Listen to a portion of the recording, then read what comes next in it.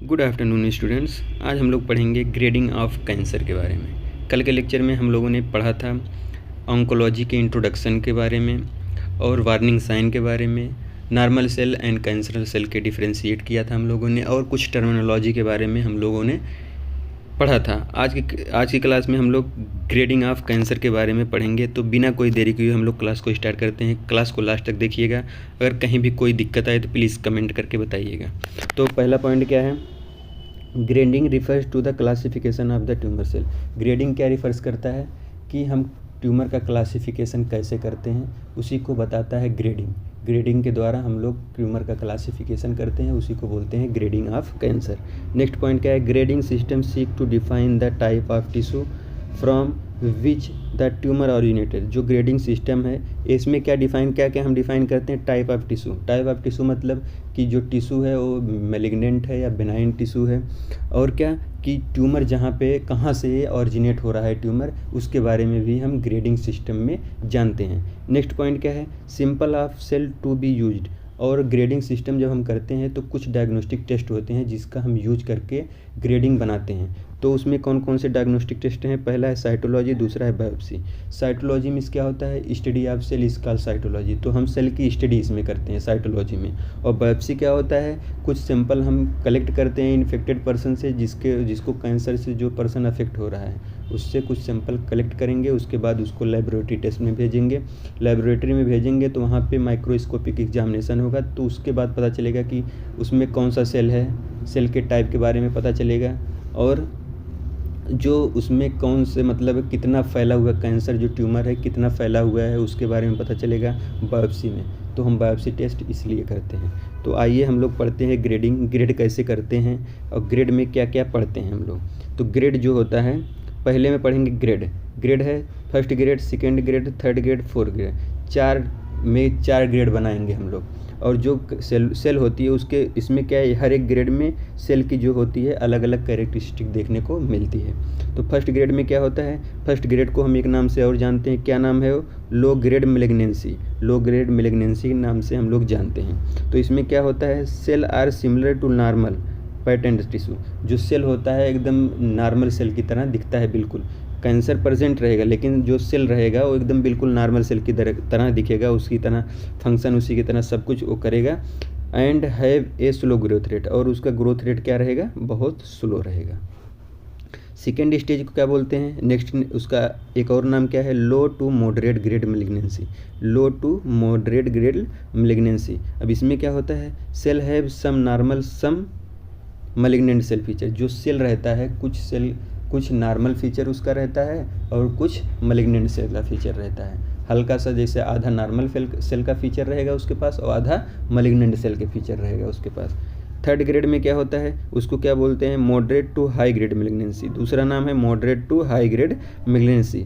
इसमें क्या होता है? Cell have more malignant feature. जो सेल रहता है उसका फीचर जो होता है मोर मैलिग्नेंट फीचर रहता है, उसका कैरेक्टरिस्टिक्स जो रहता है वो ज़्यादा मैलिग्नेंट सेल की कैरेक्टरिस्टिक रहती है देन नॉर्मल सेल फीचर, और बहुत कम नॉर्मल सेल की फीचर रहती है। नॉर्मल सेल का कैरेक्टरिस्टिक रहता है, ज़्यादातर मैलिग्नेंट सेल का कैरेक्टरिस्टिक्स इसमें देखने को मिलता है ग्रेड थर्ड में। अब ग्रेड फोर्थ क्या है? High grade malignancy. High grade malignancy cell have no normal cell feature. जो सेल रहता है उसका नॉर्मल फीचर बिल्कुल नहीं रहता है, ना उसका अपीयरेंस नॉर्मल सेल की तरह रहता है, ना उसका फंक्शन नॉर्मल सेल की तरह है।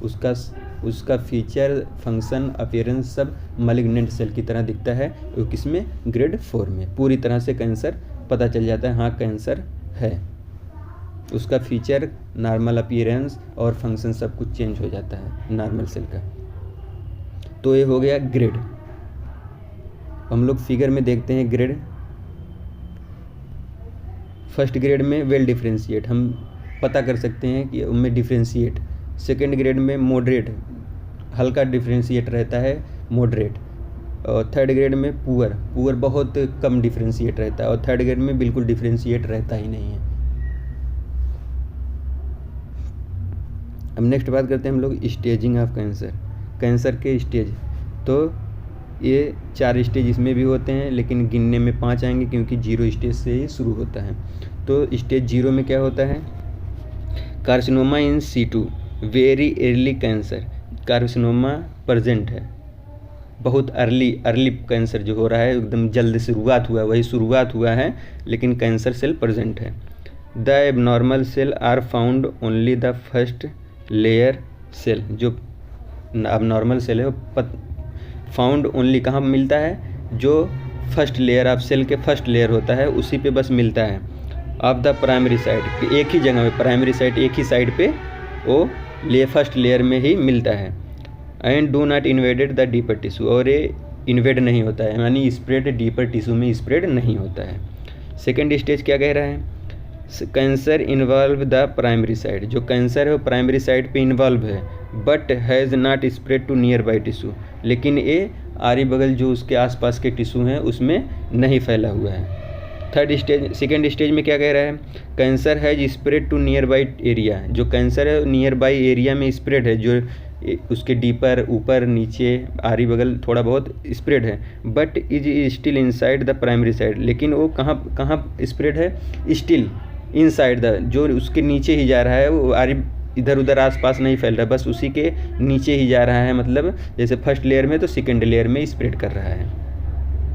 नेक्स्ट क्या है, थर्ड स्टेज में कैंसर है spread through out the near by area, जो कैंसर है वो स्प्रेड कहाँ हो रहा है, नियर बाई, उसके आसपास जो एरिया है वहाँ पे स्प्रेड हो रहा है थर्ड स्टेज में। और फोर्थ स्टेज में कैंसर है spread to other part of the body, जो कैंसर है वो एक बॉडी पार्ट से दूसरे बॉडी पार्ट में स्प्रेड हो रहा है वो थर्ड स्टेज में।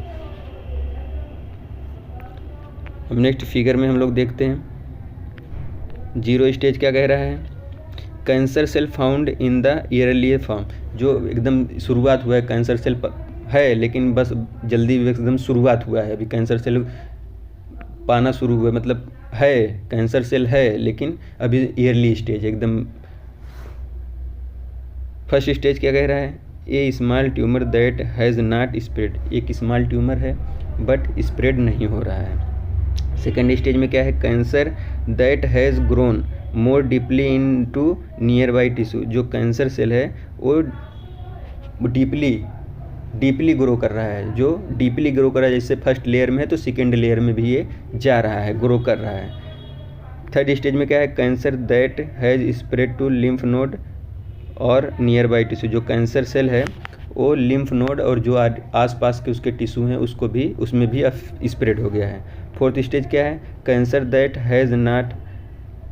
Has spread to distant part of the body, वही कह रहा है कैंसर एक पार्ट से दूसरे बॉडी में ट्रांसफर, दूसरी बॉडी पार्ट में ट्रांसफ़र हो रहा है फोर्थ स्टेज में। अब इसमें क्या कह रहा है,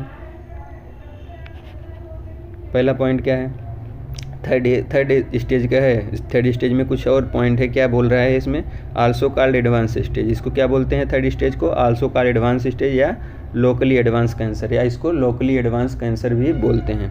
नेक्स्ट पॉइंट क्या है, हैज़ ट्यूमर और multiple tumour that have spread deeply in near by tissue, जो ट्यूमर है मल्टीपल ट्यूमर है वो कहाँ स्प्रेड हो रहा है, deeply into near by tissue, deeply अंदर के साइड आसपास जो टिश्यू है उसमें फैल रहा है। नेक्स्ट पॉइंट क्या है, may have spread to nearby organ, और ये चांसेस कहाँ है कि जो आसपास के ऑर्गन है उसमें भी फैलने के इसमें चांसेस होते हैं। नेक्स्ट क्या है, has infiltrate near by lymph node, और जो लिम्फ नोड हैं उसमें भी ये ट्रांसफ़र होने के, इनफिल्ट्रेट मतलब उसमें भी ट्रांसफ़र होने के चांसेस हैं थर्ड स्टेज में। अब हम लोग क्या पढ़ते हैं, TNM क्लासिफिकेशन।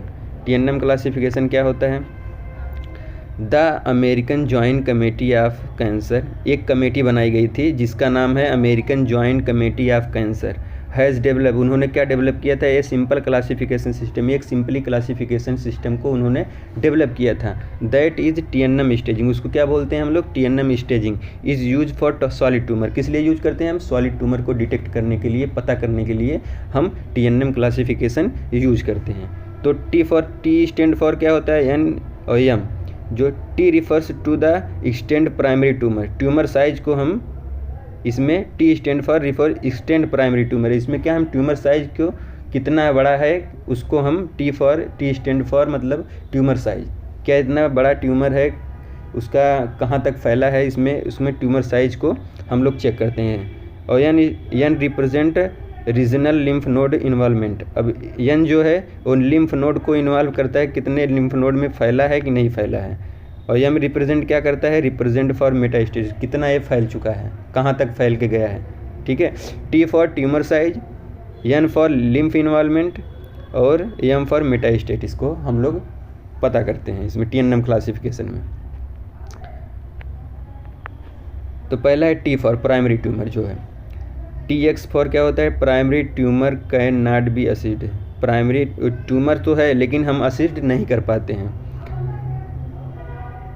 T0 में क्या होता है, नो एविडेंस ऑफ ट्यूमर, कोई भी एविडेंस नहीं रहता हमारे पास कि ट्यूमर है, लेकिन एविडेंस नहीं रहता है कोई। T1 में क्या रहता है, कार्सिनोमा इन सीटू, जो ग्रुप ऑफ सेल है लेकिन आसपास जो स्प्रेड नहीं हुआ है।